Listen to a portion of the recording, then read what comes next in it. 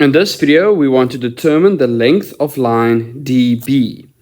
We are given a circle with center O, and other information is that the radius OB is equals to 4 units, and the line from the center to C is equals to the root of 15.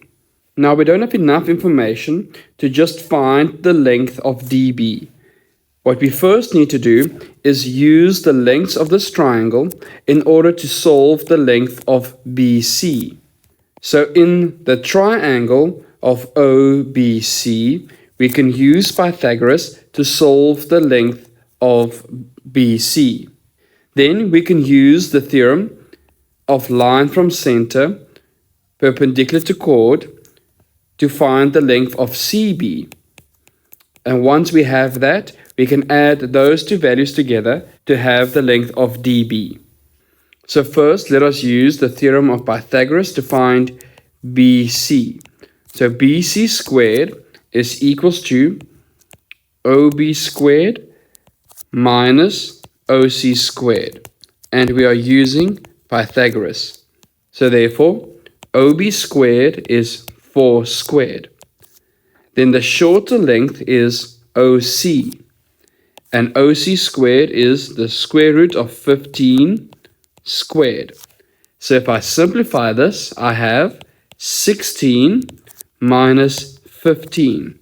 And that is BC squared.